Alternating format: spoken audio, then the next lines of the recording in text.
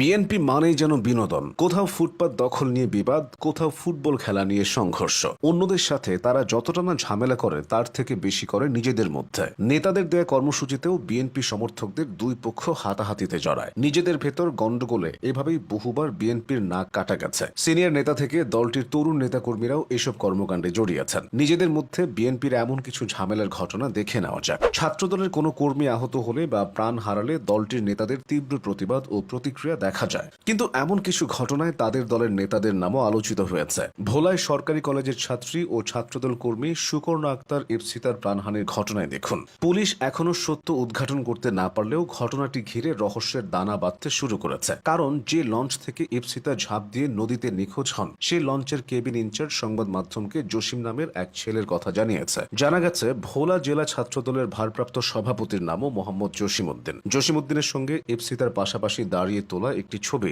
সামাজিক যোগাযোগ মাধ্যমে ভাইরাল হয়েছে, তাই নেটিজেনরা নানা রকম প্রশ্ন সামনে আনছেন। এবার আসা যাক ইশরাক সমর্থকদের ব্যাপারে। নিজেকে নিজে মেয়র ঘোষণা করা ইশরাক হোসেন বেশ কিছুদিন থেকে অনুগতদের নিয়ে ঢাকা দক্ষিণ সিটির নগর ভবনে অবস্থান করে আসছিলেন। 2025 সালের 24 জুন সেই নগর ভবনেই তার সমর্থকরা হাতাহাতিতে লিপ্ত হয়েছে। ঘটনাটি ঘটেছে জাতীয়তাবাদী শ্রমিক কর্মচারী ইউনিয়নের দুই পক্ষের নেতৃত্বকে কেন্দ্র করে। জাতীয়তাবাদী শ্রমিক ইউনিয়নের একটি পক্ষের নেতৃত্বে রয়েছেন আরিফুজ্জামান প্রিন্স তার পক্ষের কর্মচারীদের সঙ্গে নিয়ে নগর ভবনে আসলে আরেকটি পক্ষের নেতৃত্বে থাকা আরিফ চৌধুরীর অনুসারীদের সঙ্গে পাল্টাপাল্টি ধাওয়ার ঘটনা ঘটে। এতে দুই পক্ষের বেশ কয়েকজন আহত হয়ে হাসপাতালে ভর্তি হন। নগর ভবন থেকে আসা যাক ফুটবল মাঠে। এখানেও বিএনপির দুই গ্রুপের গন্ডগোলের ইতিহাস আছে। খুব বেশি দিন আগের কথা নয়, 2025 সালের জানুয়ারিতে নারায়ণগঞ্জের 2500-এ ফুটবল খেলাকে কেন্দ্র করে দলটির দুই পক্ষের মধ্যে সংঘর্ষের ঘটনা ঘটে। এতে উভয় পক্ষের নারী সহ অন্তত 15 জন আহত হন। পরিস্থিতি এতটাই খারাপ হয়েছিল যে পুলিশের পাশাপাশি সেনাবাহিনীর টিম ঘটনাস্থলে পৌঁছে পরিস্থিতি নিয়ন্ত্রণে আনে। প্রায়